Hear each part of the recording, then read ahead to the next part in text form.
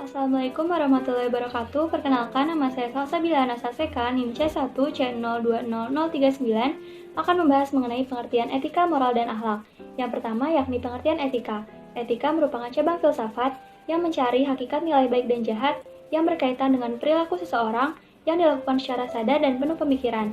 Secara etimologis, etika berasal dari bahasa Yunani yakni ethos, yang artinya watak kesusilaan atau adat.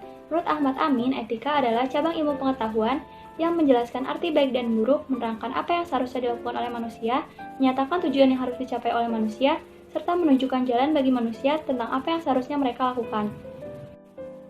Yang kedua yakni pengertian moral. Moral berasal dari bahasa Latin yakni mores, jamak dari kata mos yang artinya adat kebiasaan. Dalam bahasa Indonesia, moral diterjemahkan sebagai susila.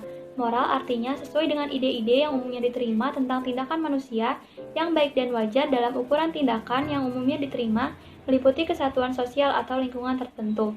Etika dan moral memiliki kesamaan arti dalam ukuran baik dan buruk. Yang membedakannya, etika mendasarkan pada ukuran akal pikiran, sedangkan moral mendasarkan pada kebiasaan sosial atau lingkungan. Yang ketiga yakni pengertian akhlak. Akhlak berasal dari bahasa Arab yakni huluk yang artinya perangai, tabiat, dan agama.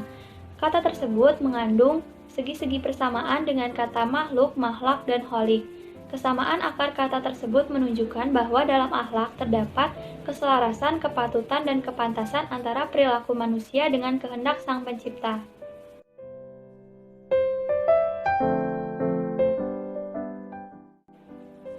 Yang selanjutnya, saya juga akan membahas mengenai hubungan ilmu akhlak dengan ilmu-ilmu lainnya. Yang pertama yakni hubungan ilmu akhlak dengan sosiologi. Sosiologi mempelajari tentang perbuatan manusia yang menjadi objek kajian dari ilmu akhlak. Ilmu akhlak mempelajari tentang kehidupan masyarakat yang menjadi pokok persoalan dari sosiologi. Ilmu akhlak juga memberikan gambaran mengenai bentuk masyarakat yang ideal dari perilaku manusia dalam masyarakat. Dengan demikian, sosiologi menolong ilmu akhlak untuk mendapatkan pengertian mengenai tingkah laku manusia dalam kehidupannya. Yang kedua yakni hubungan ilmu akhlak dengan psikologi. Psikologi membahas tentang gejala kejiwaan yang tampak dalam tingkah laku seseorang. Ilmu jiwa mengarahkan pada aspek batin manusia dengan menginterpretasikan pada perilaku yang tampak.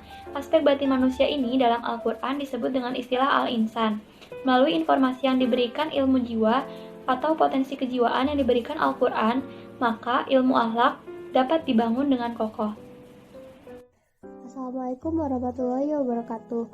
Perkenalkan, nama saya Syifa Husnul Darajat, NIM C1C020021. Di sini saya akan menjelaskan mengenai hubungan ilmu akhlak dengan ilmu hukum. Pokok pembicaraan dua ilmu ini adalah tentang perbuatan manusia. Tujuannya mengatur perbuatan manusia demi terwujud keserasian, keselarasan, kebahagiaan, dan keselamatan. Cara kita bertindak terdapat pada kaidah-kaidah hukum dan akhlak, tetapi ruang lingkup akhlak lebih luas. Setiap perbuatan yang dinilai oleh akhlak pasti mendapat kepastian hukum Islam berupa salah satu dari 5 kategori, yaitu wajib, sunnah, mubah, haram, dan makruh. Sebaliknya, untuk segala perbuatan yang diputuskan hukumnya oleh hukum Islam, akhlak selalu memberikan penilaian tentang baik buruknya. Hubungan ilmu akhlak dengan ilmu filsafat. Di antara objek pemikiran filsafat yang erat kaitannya dengan ilmu akhlak adalah tentang manusia. Ibnu Sina mengatakan bahwa jiwa manusia merupakan unit yang tersendiri dan mempunyai wujud yang terlepas dari badan. Jiwa manusia timbul dan tercipta setiap ada badan yang sesuai dan dapat menerima jiwa lahir di dunia ini. Karena pada permulaan wujud badan yang menolong jiwa manusia untuk berpikir. Panca indera dan daya batin jiwa binatang seperti indera bersama, estimasi, dan rekoleksi yang menolong jiwa manusia untuk memperoleh konsep dan ide-ide dari sekelilingnya. Hubungan ilmu akhlak dengan ilmu pendidikan. Hubungan keduanya terdapat pada tujuan pendidikan.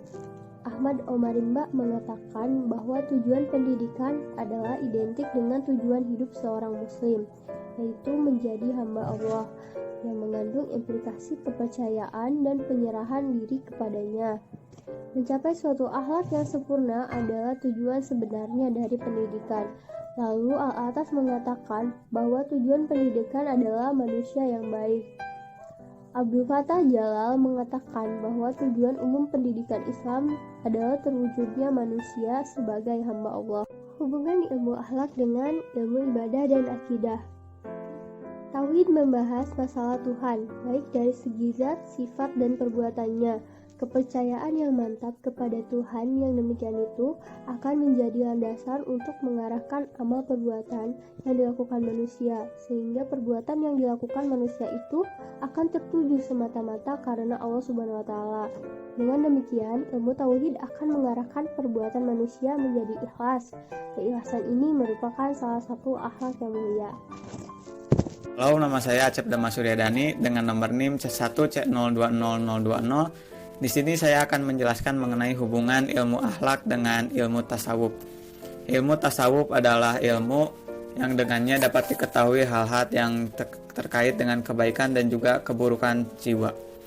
Tujuan ilmu tasawuf adalah untuk mendekatkan diri kepada Allah Subhanahu wa Ta'ala dengan cara membersihkan diri dari perbuatan yang tercela dan juga menghiasi diri dengan perbuatan yang terpuji.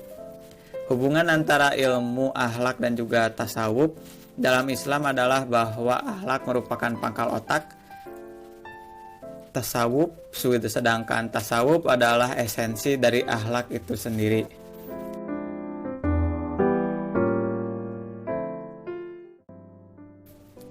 Akhlak yang mulia memiliki banyak keutamaan, diantaranya yang pertama, orang yang memiliki akhlak mulia adalah sebaik-baiknya manusia.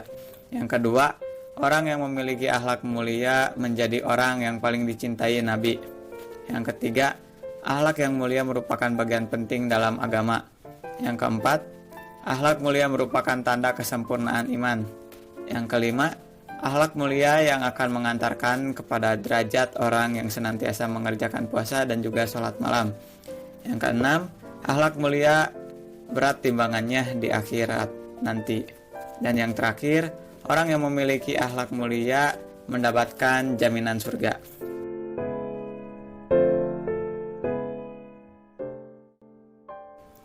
Metode pembentukan akhlak dalam Islam dilakukan secara integrated, yaitu melalui rukun iman dan juga rukun Islam. Ibadah dalam Islam menjadi sarana pembinaan akhlak. Beberapa metode diantaranya, yang pertama itu memilih pasangan hidup yang beragama. Yang kedua, banyak beribadah saat hamil. Yang ketiga, mengazani saat kelahiran. Yang keempat, memberi makanan yang halal dan juga bergizi. Yang kelima, mencukur rambut dan hitan sebagai tanda kesucian. Yang keenam, akikah, isyarat menerima kehadiran seorang anak. Yang ketujuh, memberi nama yang baik. Yang kedelapan, mengajari membaca Al-Quran. Dan yang terakhir, mengajari sholat sejak umur 7 tahun. Terima kasih.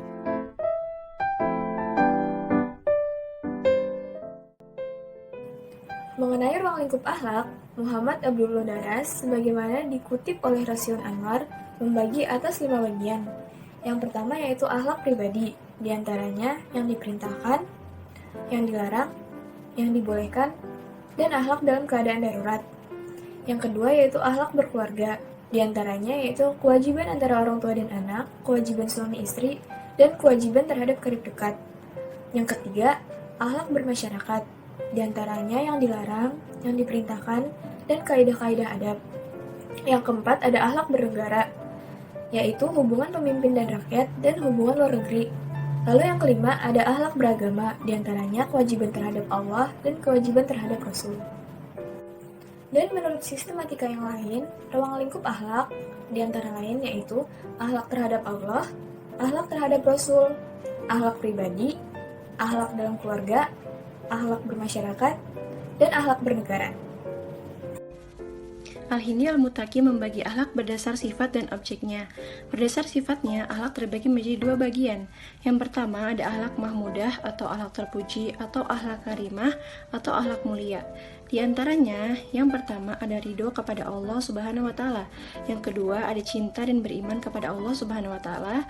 Yang ketiga ada beriman kepada malaikat, kitab, rasul, hari kiamat dan takdir.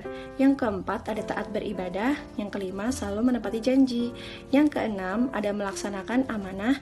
Yang ketujuh berlaku sopan dalam ucapan dan perbuatan. Yang kedelapan qanaah atau rela terhadap pemberian Allah Subhanahu wa taala. Yang kesembilan tawakal. Yang kesepuluh sabar. Yang 11 syukur. Yang 12 tawadlu atau merendah dan segala perbuatan yang baik menurut pandangan Al-Quran dan hadis. Yang kedua ada akhlak mazmunah atau akhlak tercela atau akhlak sayyi'ah atau akhlak yang jelek. Di antaranya ada kufur, ada syirik, ada murtad, fasik, riya, takabur, mengadu domba, dengki atau iri, hasud, kikir, dendam, hianat, memutuskan silaturahmi, putus asa, dan segala perbuatan tercela menurut pandangan Islam. Selanjutnya, berdasarkan objeknya, Allah dibedakan menjadi dua. Yang pertama, akhlak kepada Khalik. Yang kedua, akhlak kepada makhluk. Akhlak kepada makhluk ini ada akhlak terhadap Rasulullah SAW, akhlak terhadap keluarga, akhlak terhadap sesama atau orang lain, akhlak terhadap lingkungan alam. Sedangkan Quraisy Shihab dengan mempersempit makna akhlak luhur dengan istilah sopan santun yang diajarkan Islam dengan cakupan sebagai berikut. Yang pertama, ada sopan santun terhadap Allah Subhanahu wa taala. Yang kedua, sopan santun terhadap Rasulullah SAW.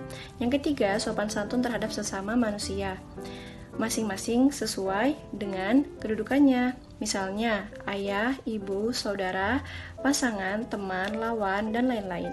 Yang keempat, ada sopan santun terhadap binatang. Yang kelima, ada sopan santun terhadap tumbuhan. Yang keenam, ada sopan santun terhadap lingkungan, alam, dan benda-benda tak bernyawa. Yang ketujuh, ada sopan santun terhadap makhluk yang tersembunyi. Terima kasih.